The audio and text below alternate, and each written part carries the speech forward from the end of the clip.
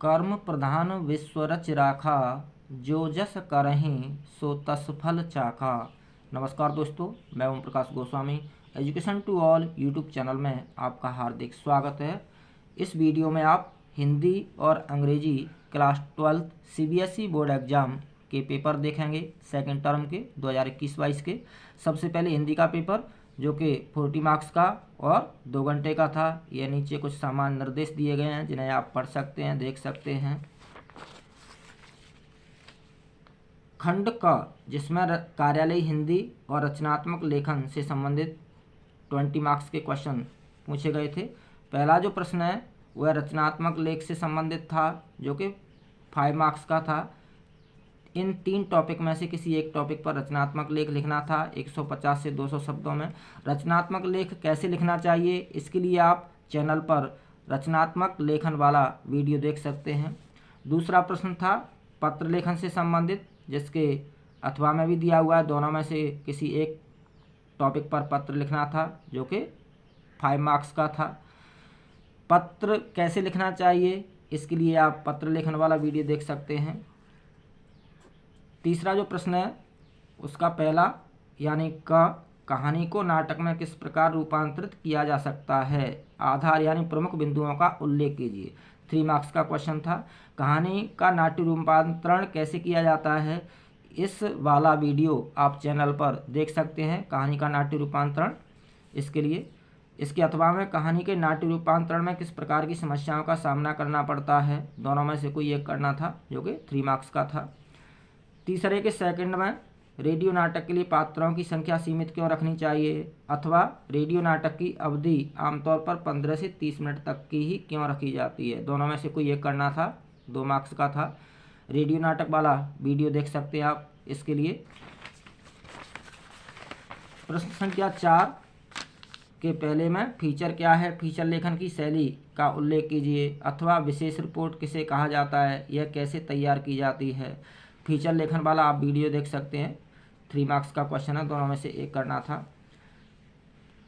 प्रश्न संख्या 4 का सेकंड, विशेष लेखन की भाषा शैली सामान्य लेखन से अलग क्यों होती है, पत्रकारिता जगत में साक्षात्कार का क्या महत्व है। ये 2 मार्क्स के क्वेश्चन थे, दोनों में से कोई एक करना था।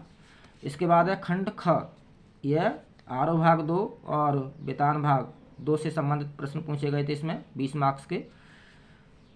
प्रश्न संख्या 5 में 3 प्रश्न हैं जिनमें से 2 करने थे, जिनका आंसर 50 से 60 शब्दों में देना था, जो कि 3-3 अंक के प्रश्न थे।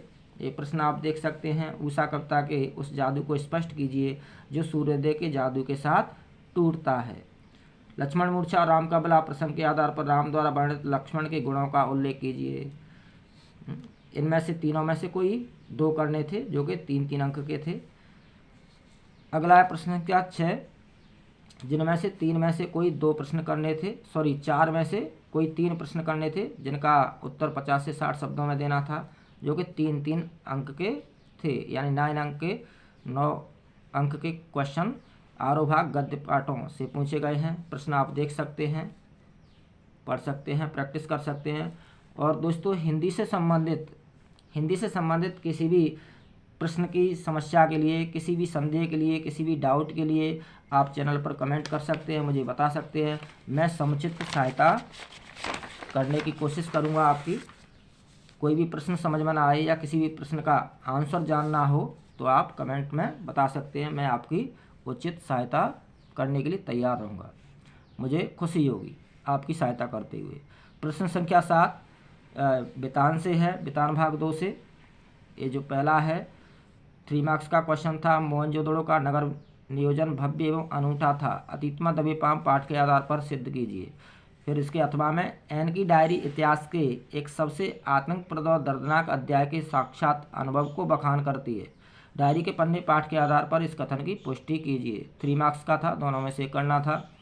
7 के सेकंड में सिंधु घाटी सभ्यता को जल संस्कृति के नाम से क्यों जाना जाता है, महिलाओं के अधिकारों और जीवन शैली के बारे में एन फ्रैंक के विचारों की समीक्षा जीवन मूल्यों की दृष्टि से कीजिए। ये 2 अंक का था, दोनों में से एक करना था, यानी 5 अंक के प्रश्न वेतान भाग 2 से पूछे गए थे।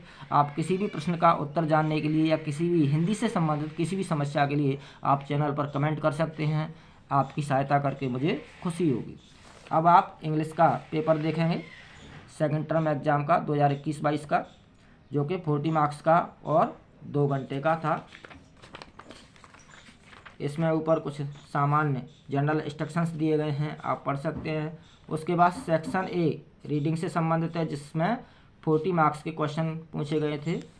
ये सबसे पहले प्रश्न संख्या 1, read the passage given below. Passage दिया गया है जिसे आप पढ़ सकते हैं और इंग्लिश की प्रैक्टिस कर सकते हैं, अच्छे से तैयारी कर सकते हैं। ये उसी पैसेज का पार्ट है आगे, और उस पैसेज पर आधारित 1 मार्क्स के 8 क्वेश्चन पूछे गए हैं। 8 मार्क्स के क्वेश्चन आप देख सकते हैं। टोटल 9 क्वेश्चन हैं, जिनमें से 8 क्वेश्चन का आंसर देना था, जो कि 1 मार्क्स के हैं। एक क्वेश्चन संख्या सेकंड में भी एक पैसेज दिया गया है, जिस पर आधारित 6 मार्क्स के क्वेश्चन पूछे गए थे। आप पैसेज पढ़ सकते हैं, प्रैक्टिस कर सकते हैं। ये पैसेज का ही पार्ट है, सेकंड पैसेज का।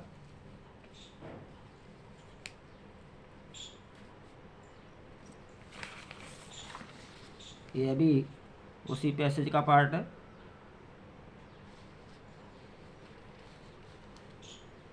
और पैसेज पर आधारित 1 मार्क्स के 6 क्वेश्चन पूछे गए हैं। टोटल क्वेश्चन 7 है, जिनमें से 6 करना था, जो कि 1 मार्क्स के थे।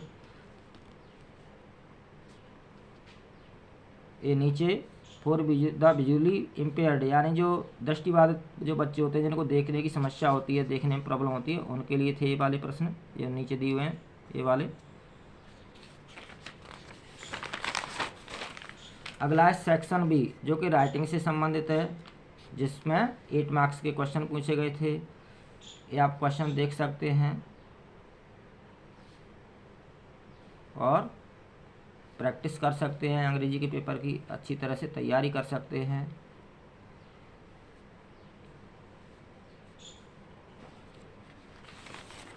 अगला है सेक्शन सी, जो कि लिटरेचर से संबंधित है, जिसमें 18 मार्क्स के क्वेश्चन पूछे गए थे। इसमें क्वेश्चन 5 में आंसर एनी 5 के नहीं, 5 के 5 क्वेश्चन के आंसर देने थे। ये टोटल क्वेश्चन 6 हैं, 6 में से 5 के आंसर देने थे, जिसमें 2 मार्क्स के 5 क्वेश्चन पूछे गए थे, 10 मार्क्स के।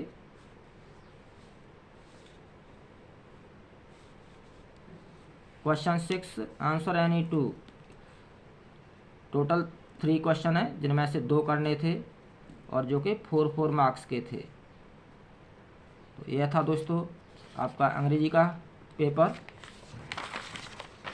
बहुत बहुत धन्यवाद, हार्दिक शुभकामनाएं, all the best, good luck, जय हिंद।